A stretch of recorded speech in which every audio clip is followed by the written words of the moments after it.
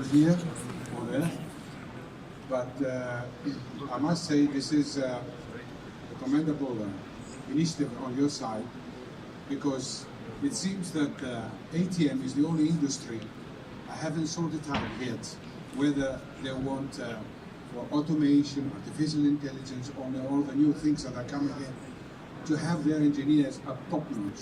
The only piece of industry. So, in order to wake you up, I'll be quick. I'll just tell you a little story that a friend of mine told me a couple of weeks ago. He said that he was watching this movie where there were these drug lords who were importing with UAVs, with drones, drugs, and the police had these very sophisticated devices where they caught them. So, what they see is a drone coming in, they lose it in a valley, whatever, you know, the American movies now, and suddenly somebody puts the drugs from the drone on a car, on this truck, and it starts running. After about 15 minutes of American pursuit, they actually grab the car. You know, everybody's blocked. So they go in, try to catch the driver. There was no driver. Okay? This is where we're going to.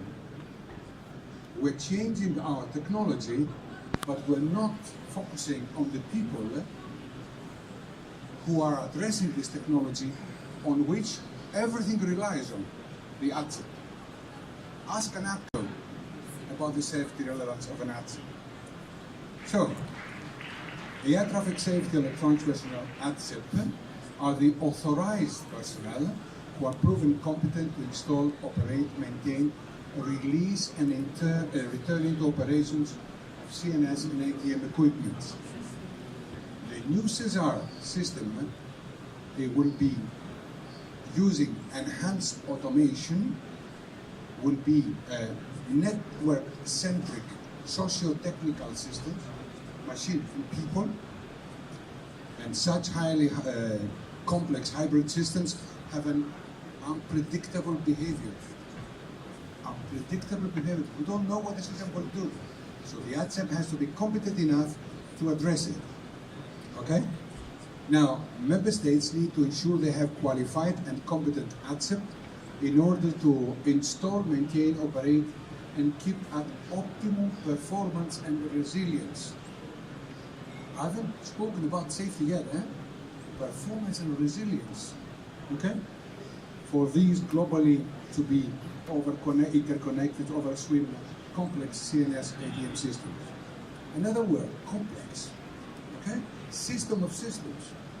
So, now the future ATSEP, I'm a very old ATSEP, will have to have a higher scientific background. Scientific background. The only personnel in ATM that are required to have scientific background. Otherwise, they will not be able to follow the regulated training and address the new complex system requirements. Watch this now. ATSEP training organizations may also be required to be certified, like they are for air traffic controllers. The competency-based training concept described in the ICAO NCAP program applies to cockpit crew, applies to ATCOs and ATSEP. Competency is confirmed by issuing the licenses to pilots in ATCOs, but not to ATSEP yet. Currently, ICAO Annex 1 doesn't include ATSEP, and although this was decided in principle in the ICAO Assembly number 36, the number 40 is coming, now 39, we went there and we asked for a roadmap to be developed in order to proceed with a global ATSEP license. Now ICAO said before I move into including ATSEP in Annex 1, I need to have safety data, like Thomas said earlier. So IFATSEA is doing exactly that. We have developed a project where we're trying to use as objective as possible data and draw a conclusion to support the evidence. Now, this is what ICAO is asking, but it's not looking at the data. Investigations of various incidents and accidents, such as Oberligen, the Korean Air at Guam, and Linate, have demonstrated strong safety relationships between CNS systems and ATSEP tasks. Today, this is an old version of the ATSEP license in Europe. You can see where you see the blue ones. We have to develop a new. It needs to be updated. These countries have got a licensing system in place. Okay? IFATSEA will produce for you at the end of this summer, and will present this to ICAO, hopefully with Rosenday, our president, of the status of licensing and formalized certification scheme around the world. The information here is only for this part, for the Western Europe. Now, a little piece of the data. Oberlingen was a mid-air collision. In the mid-air collision, 75 people lost their lives. The safety report and the assessment came up with a recommendation, and it is recommendation 7.3 and says, licensing of air traffic control technical personnel. SkyGuy is recommended to investigate the practicalities and potential effectiveness of a licensing program for ATSEP. The eventual setup of such a program shall be in agreement with the, from those days, ESA 5 requirement. Okay? A few years later, in 2006, right at the time that, as Thomas was saying, ECORIS came up with a study that ATSEP are not related to safety. Here we have exactly the exact opposite. And what does it say here? That there does not seem to be full management support of the approach. They didn't do anything. This is the only safety lesson that hasn't been transmitted around the world coming from a mid-air collision. Nobody dealt with it. And look at here, full management support. The first principle of safety management is that the management adheres with the safety principles, and they acquire a safety culture. And the same for the organization. But look, management on a safety issue, weird. Okay? And then on it goes. There is another analysis here from, you can see here. It says again something that I mentioned earlier. The Oberligen accident and similar ATM incidents have taught that it can be very difficult to anticipate the complex combinations of human error, technical failure, and environmental conditions that can lead to major loss of life. Huh? It's pinpointing. Okay, let's move again a little bit away from safety as such and see on the basis of the critical parameters. Why am I using this sentence? The critical parameters. The current regulation 1035 in Annex V talks about the CNS providers with ATSEP making sure that critical parameters are watched and ensured. Okay? So, the ATSEP are responsible for ensuring the accuracy, integrity, and availability of the information used by both the pilots and ATCO. The question to you, which kind of information are the pilots using without the intervention of ATCOs? Navigation, okay? It doesn't appear anywhere apart from IFATSEA text. It's not being taken into account, okay? ATSEP are responsible for ensuring, again now, the required communication, navigation, and surveillance performance, which are critical enablers to ensuring efficiency, safety, and achievement of set performance targets.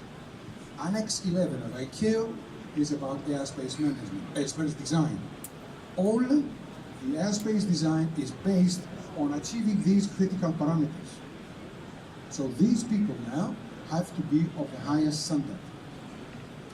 And ATSEP now must ensure the resilience of the whole system in a standardized manner. So the high availability, accuracy, continuity and resilience of these services are very important factors in the aviation business. Unreliable CNS services leads to delays and increased pilot and controller workload and potentially high costs for ANSPs. The availability, continuity and resilience of the ATM and CNS services impacts efficiency and also user costs. What's the basic thing that we talk about? Performance, okay? This is how it's achieved, but ATSEP are behind the scenes, are not taken into account. If you look in the performance scheme, you will see that the system failures are not taken into account. So, for a given airspace, when you have system failures, this burden is attributed to the controller, which is wrong. It's because of the system failure. So, why a license? ATSEP are the key professionals responsible for safe and secure air navigation services. The needs to prove for proven competency, responsibility and accountability for ATSEP is already stipulated and supported with a strong rationale in ICAO's 10057 as well as 9683 on human factors training manual. And we said that although it deals with, in Annex 1 with pilots and ATCOs and flight crew members, it's not there for ATSEP yet. However, this comes to what Thomas was saying earlier, many states have developed national requirements for licenses and ratings for ATSEP or certification systems. But although they are welcome, this state-based approach creates dissimilarities between states. The title of my presentation is not the European ATSEP, it's the global ATSEP, the global approach with licensing as a solution. So, having a global license system as a standard for ATSEP competence, it ensures a uniform level of service, thereby contributing to enhanced safety and performance, mobility, mainly a European issue, and cost savings. Also, to greater efficiency, as well as higher revenue for ANSPs, the airspace users, and let's not forget the passenger comfort. I come from Greece, 1,000 something islands, okay? 45 airports there. The accessibility of the airport, it depends on the ILS, review RTME, and ATSEP are responsible for this, okay? So, the 10050 say makes certain provisions for ATSEP training, but the implementation remains at each state's discretion, including the level of training, the in-depth training.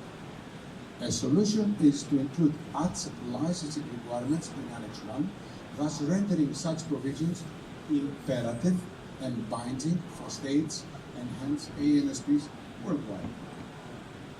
Moreover, this is a little technical for those who are not dealing with safety oversight procedures, but ATSEP training, competency and licensing will be subject, once approved, will be subject to ICAO safety audits, safety oversight audits, within the critical elements of the safety oversight 2, 4, and 6. Okay? Today in Europe, though, NSAs perform oversight and confirm competence and training requirements of ATSEPs being based on national standards, which is going to change from next year. The training defined in 10057 is almost included in the new European Regulation 373 we talked about, and this will be subject to audits by NSAs and EASA from the 2nd of January. I'll make a little bit of a guess here for next year. I would rather say for 2 years from now, but next year it will be the first year where the competence of ATSEP and the training will be an issue of audit from the local NSAs and EASA. wait and see what happens in 1.5 years from now. Okay? One of the big issues is cost. Everybody comes up and says, I had it 20 years now, that having an ATSEP license will cost. Will have a cost. Okay? And we cannot bear this cost. This was heard in ICAO as well. Well, the cost of implementing a licensing system for ATSEP is expected to be minimal. Why? Because it simply endorses the current implementation of competency-based training described in Bureau 57 and 9868, Chapter 3. The same applies, of course, for the 373 implementation. I would challenge somebody to come up and say to me what the added cost would be to have a certificate of competency in a formal license. Okay, coming to the point now. Safety relevance. Okay, examples of the safety relevance of the ATSEP profession related to ATSEP duties and tasks are found in the report I just showed you, in Upperlingen, okay? In ICAO state letters that regard the transmission of signals and the ATSEP job, in the technical systems for low visibility operations for airports. And, my dear Thomas, we have to update the information in your presentation because the 2006 report of ECORACE, which I have personally commented upon in those days and never received any reply on our comments, has been updated by another study by ECORACE again, and that study was requested by EASA. This specific study now identifies that the ATSEP profession has been recognized by EASA through a study in ECORACE in 2013 as safety critical alongside with ATMOS. Okay? And there is a reference. You can get it from the IFATSEA website. Now, not only says that the ATSEP profession is safety critical, it puts numbers there, and it says that the introduction of a competency, I'm not sure whether it says licensing system, will bring, an organized one, will bring a 15% improvement to aviation safety. So, next time we see the presentation, I hope it's in there. Okay. A new thing that's coming up, it's, I think, 2 more slides. Can you bear with me? Okay. New cybersecurity challenges in the area of CNS and ATM. We're talking about remote towers, virtual centers. ATM data service providers, they are now networked over SWIFT. ATSEP are in the forefront of the addressing of cybersecurity issues and threats, equally now in the networked ATM systems at remote CNS facilities, but also for the signal in space. I'll challenge you now. Look in all the documents from the European Commission. You will see only about IT cybersecurity threats. But we have signal in space all combined. Okay? So, these professionals now have elevated requirements. Those people that we don't want to license so far. These people need to be trusted, competent, and responsible. Watch this. Identifying a technical failure from a cybersecurity breach is a significant responsibility for ATSEP and can impact the whole functioning system. That is the essence of addressing operationally the cybersecurity event. So EASA is already looking into that, and in Annex 13 there is training, security training for ATSEP, but we're doing some work with EASA on developing cybersecurity training for ATSEP in order to be able to address the safety critical systems. Cesar went along this way as well, and the European Group for Human Dimension has come up with a new concept. The new concept is called ATSEP working position. This has never existed before. Why? Because now we're looking at a distributed system, and we want to know exactly as we do with the ATCO working position, the same thing with ATSEP working position. So, without a license or a global competency certificate for ATSEP. We have one accident that has a safety lesson, okay? ATSEP licensing.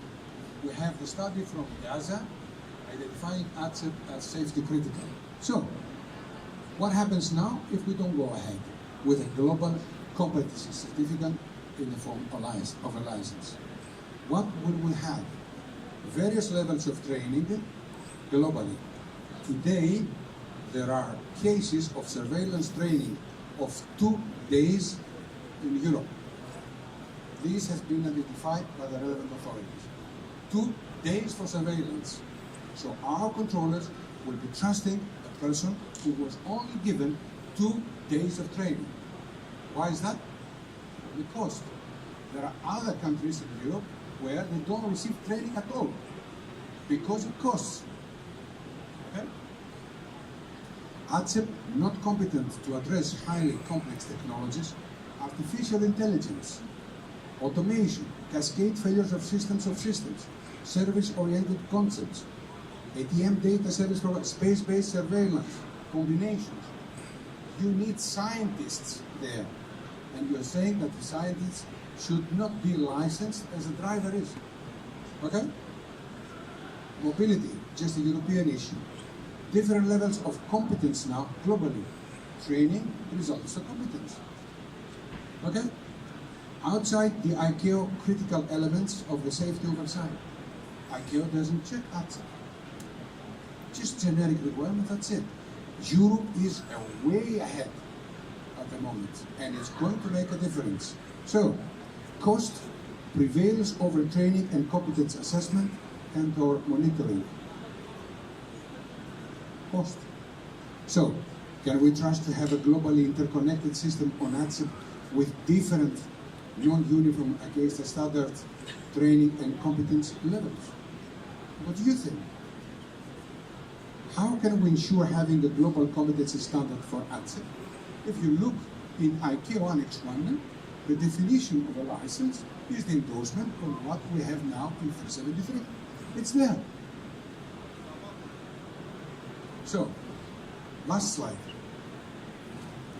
IFATSEA fully supports the next generation of aviation professionals in ICAO and looks forward to supporting ICAO on the development of the safety case and the licensing of ATSEP globally. This also applies to regional initiatives, including FABs, like this one, or regions, Europe or Africa. A licensed ATSEP is a critical enabler to safety and performance of the ANS system. Thank you.